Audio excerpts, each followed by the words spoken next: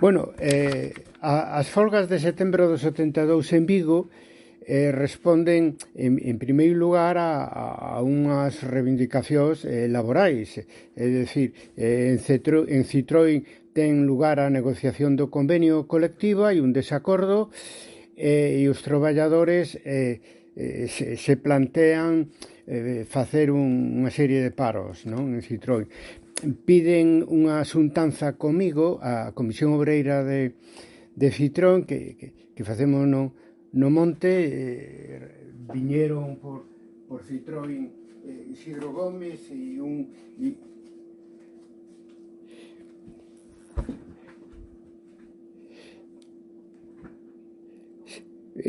Isidro Gómez e tamén un compañeiro que chamábamos Pontevedra.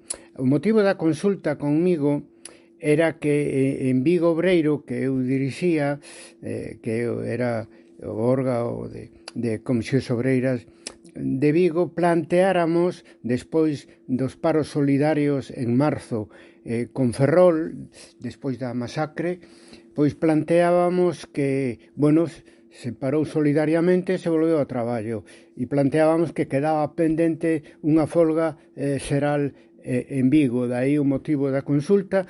Acordamos dar luz verde aos paros de Citroën, sabendo que eso moi probablemente levaba a unha folga general. Era a nosa estrategia de loita en defensa dos intereses traballadores contra a dictadura. Esas reivindicacións laborais pasaron a reivindicacións solidarias cando outras fábricas se solidarizaron con Ferrol, porque a empresa, despois de parar Citroën, pois fixo unha serie de despidos, e conforme se foi generalizando a folga en Vigo, houbo 4.000 despidos en todas as empresas de Vigo, de maneira que se estendemos a folga xeral e intentamos a toma da cidade polos traballadores en solidaridade con Citroën. E logo, en terceiro lugar, esas reivindicacións, primeiro laborales e logo solidarias, transformanse en reivindicacións políticas, democráticas, porque o que estaba en xogo é a liberdade de folga, de reunión, de manifestación, ¿no? De maneira que, nunha evolución moi rápida de días, o que é un conflito laboral se transforma en un conflito político, é dicir, Vigo contra a ditadura, non?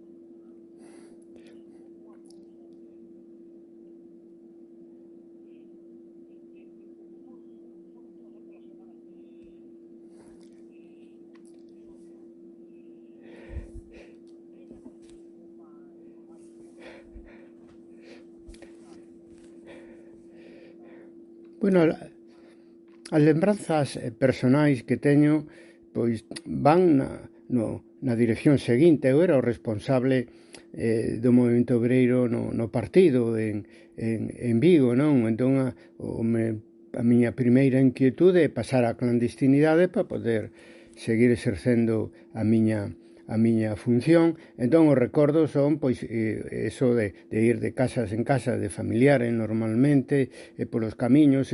Movínme máis ben na zona de Castrelos e Periró, onde teño casas de familiares, traballadores tamén, e logo dende ali, dende Castrelo, movíame polos camiños paralelamente a Gran Vía, non?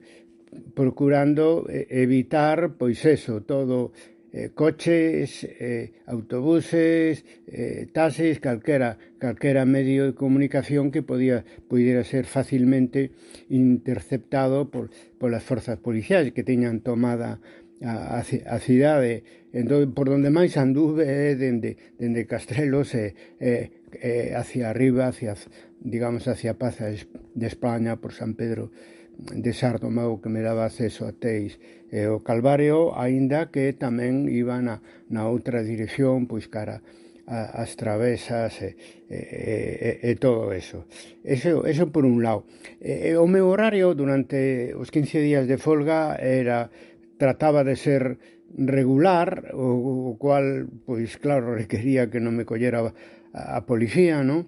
Polas mañáns xuntábame co comité de folga general, un ou dous representantes das fábricas máis importantes, para recoller información e discutir un pouco con eles a orientación da folga, que tiña unha dimensión política dende os primeiros días moi evidente. Polas tardes volvía a casa na que provisoriamente estaba, redactaba o meu diario da folga, non? 2 ou 3 páxinas manuscritas que aínda teño que publicar, inéditos, e despois do diario, que servíame para orientar, para ordenar e clasificar toda a información do día, pois redactaba a octavilla do Comité de Folga General, unha cada día. Algún día pola noite tamén xuntábame co Comité Comarcal do PCG, etc. Recordo unha vez pois ao lado do Colexio Amor de Dios en Colla, ali entre as ervas, agachados, en fin, era todo así enormemente precario, eso, andábamos polos campos, polos montes, porque a cidade nos facía moverse pola cidade nos facía moi vulnerables a agresión das forzas policiais.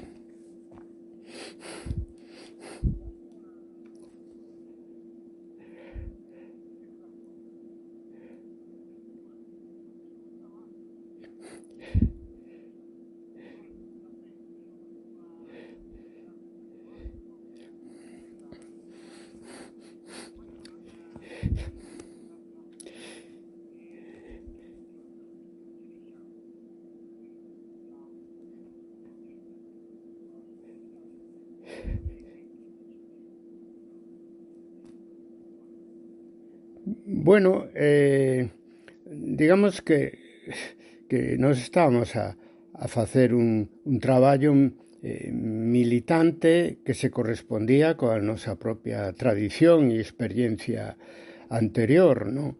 Entonces, aí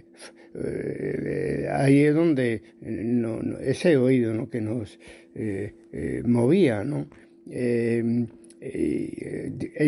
Igualmente esa relación íntima entre o Partido Comunista e Comisións Obreiras que está prácticamente na orixe de ese renacer do movemento obreiro que sigue a folga de 1962, onde Vigo xogou un papel importante, non?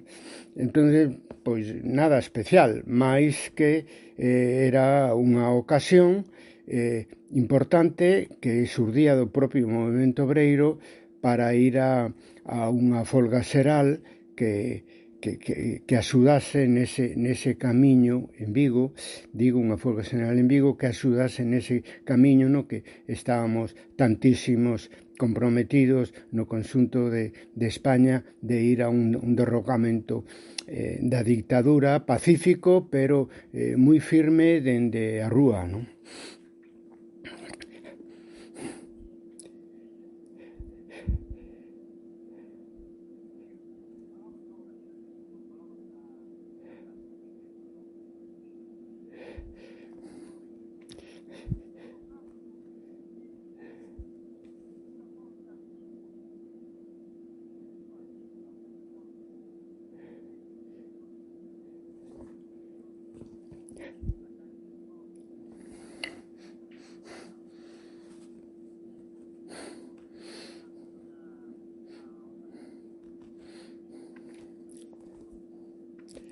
Bueno, a primeira hai que entender que pois resulta extraño, non? Despois do que viu, cada un funciona con grupos que procuran infiltrarse nas empresas, nas universidades, etc. Que era tamén o que pensaba o réxime de Franco, que todo era infiltración. Sin embargo, eu creo que as cousas eran distintas. Comisións Obreiras nace como un movimento espontáneo contra o sindicato vertical que o PC decide apoiar casi dende o principio a historia de Marcelino Camacho nese sentido moi evidente, tamén en Galicia. Aí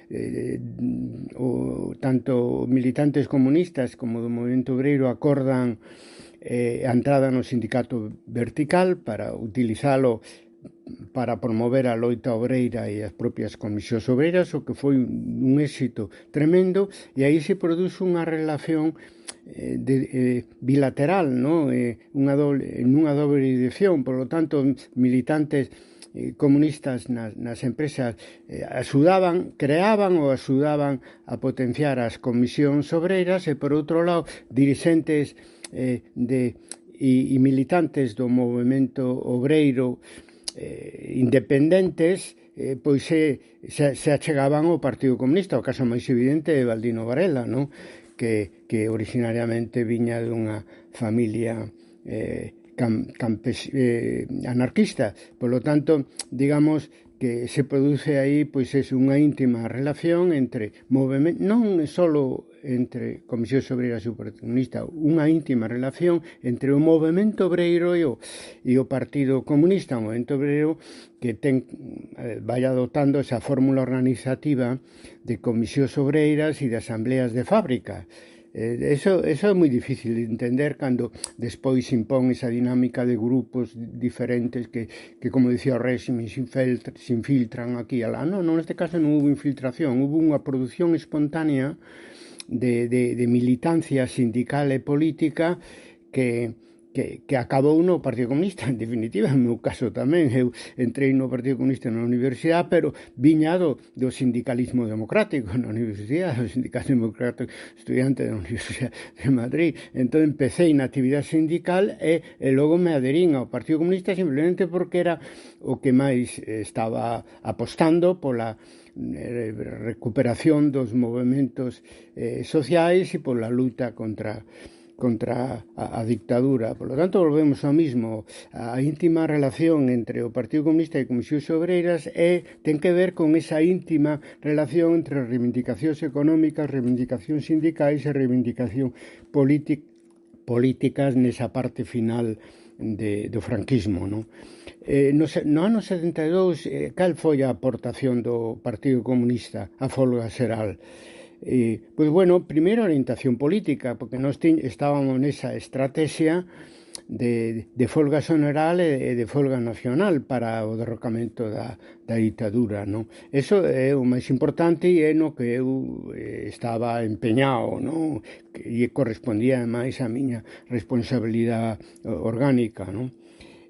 Pero tamén non é menos importante que o Partido Comunista de Galicia en Vigo puxo o seu aparato de propaganda ao servicio da folga, non? Eso é moi importante porque era o aparato de propaganda que servía para a nosa actividade en todo o conxunto de Galicia e era enormemente eficaz e iso nos permitía sacar unha autovilla diaria porque iso do Comité de Folga Xeral, porque iso era, digamos, o único medio de comunicación que tiñamos a parte das asambleas cos traballadores e co resto dos vigueses. E tamén se aportou desde o partido seus contactos para facilitar información aos dirixentes obreiros, concretamente en Telefónica, porque nos permitía saber digamos, o movimento do enemigo, non? É dicir, que as unidades que chegaban aquí, represivas, en fin, e iso foi moi útil no seu momento. No meu diario está todo anotado puntualmente, porque a información que tiñamos nas xuntanzas pola mañán era nesa doble dirección. Eles me contaban pois esa última asamblea obreira local, que é moi importante, ou as noticias das manifestacións ou de todo eso, e eu tamén a información que tiñamos a través dos contactos do Partido Comunista de Galicia en Vigo.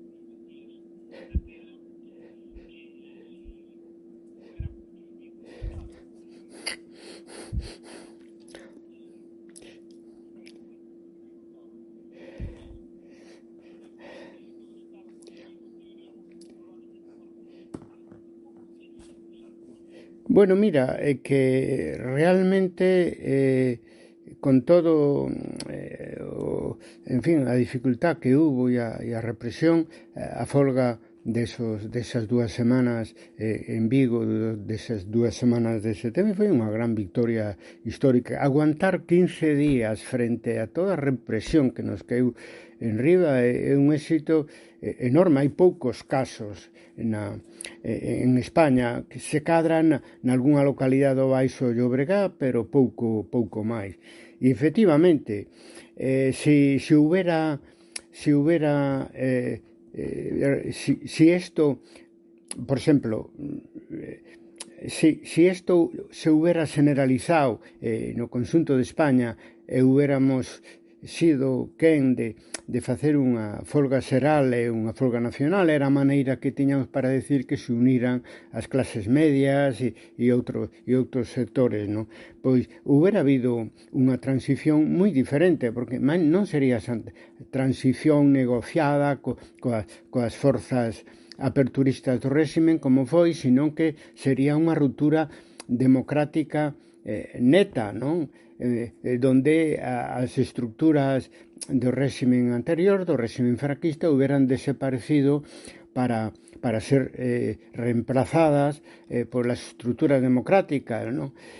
Ora, por que o resto de España non fixo o que fixemos nos en Vigo? Bueno, pois esa é unha boa pregunta. Probablemente conta moito a memoria da represión que se iniciou en Galicia en 1936 e que deu lugar, pois eso, a desaparicións e asesinatos de decenas de miles de xente demócrata, de xente de esquerda. Eso outros colegas historiadores teñen falado como ese temor está presente aínda na transición, o cual concede máis valor ao que fixemos en Vigo e tamén en Ferrol nese mesmo ano, donde pois a clase traballadora foi capaz de vencer ese medo e plantarlle cara a dictadura, o cal nos enchía de orgullo como fillos da clase obreira e como militantes comunistas. Non puido ser, pero nos, en definitiva, o intentamos en Vigo e antes de Vigo en Ferrol, non?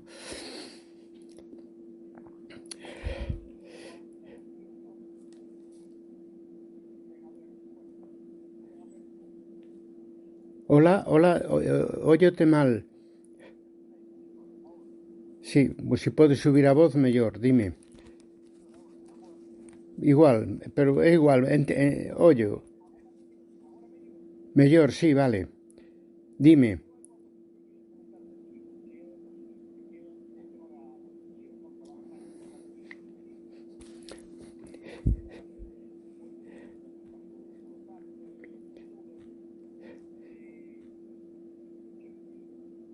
Mira, sí.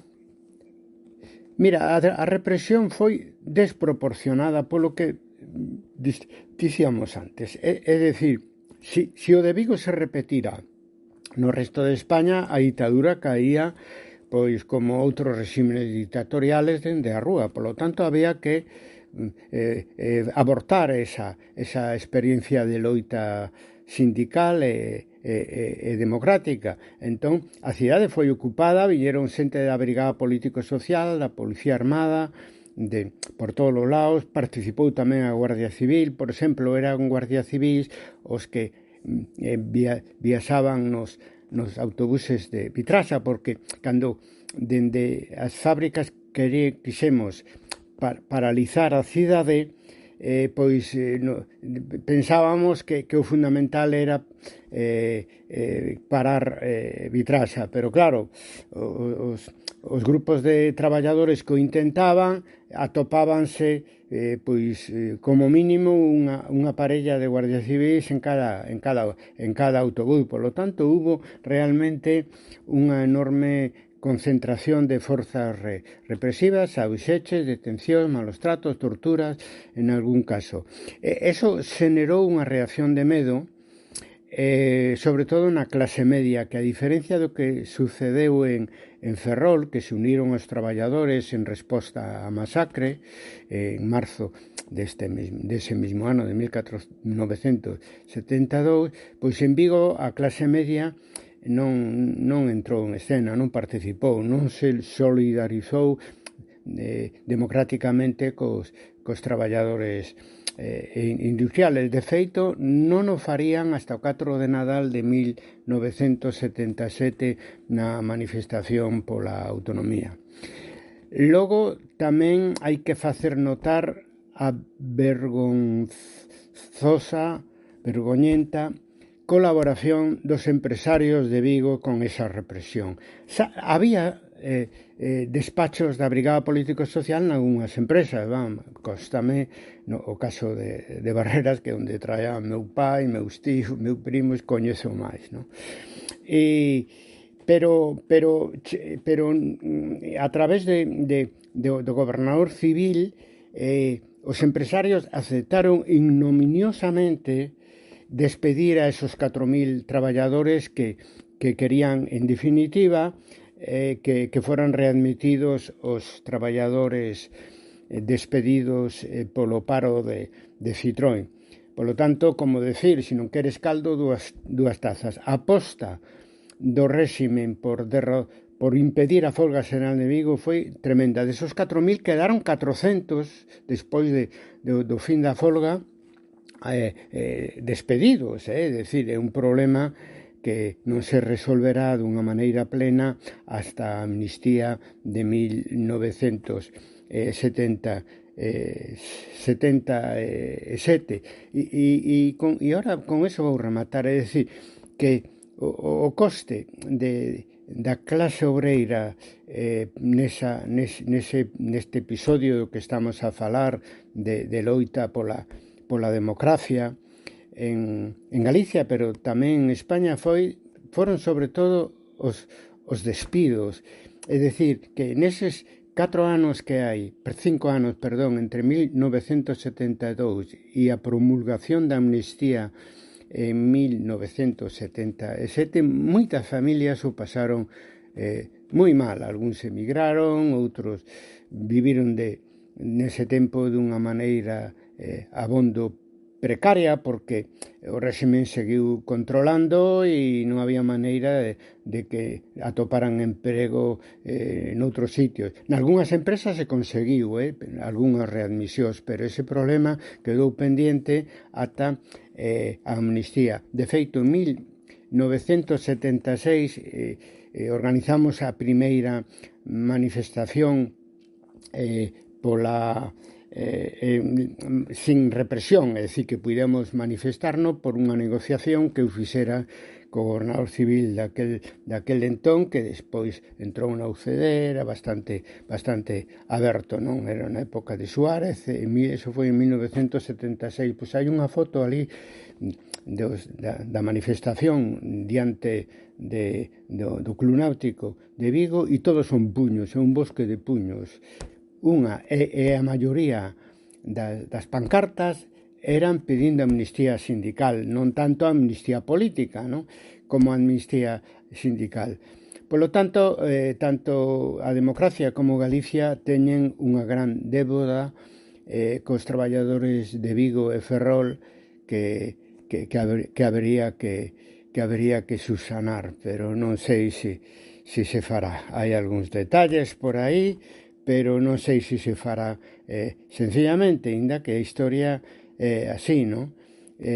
Logo a escriben os vencedores, e nese caso vencedores de esa transición que foi que garantiu, non quedaba outra solución que aceptalo, pois unha continuidade do franquismo, no franquismo incluída dentro das institucións como foi, como é o exército, sobre todo a magistratura, non? Entonces eso ven de ali, e eso explica tamén porque en Vigo todavía non hai, aunque acabamos de pedir unha vez máis ao Concello, un lugar dedicado a folga do 72, a diferencia do que, sin embargo, aconteceu en Ferrol. Entón vamos moi retrasados.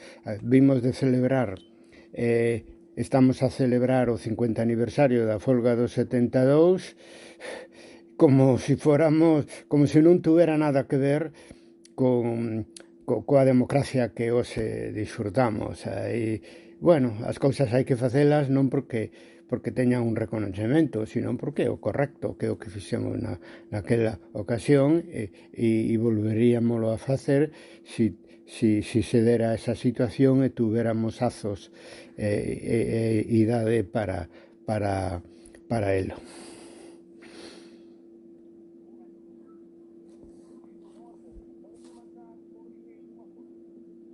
Sí, ningún problema.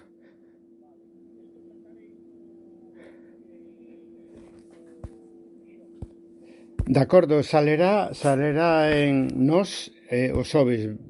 Da. Perdón? De acordo, pois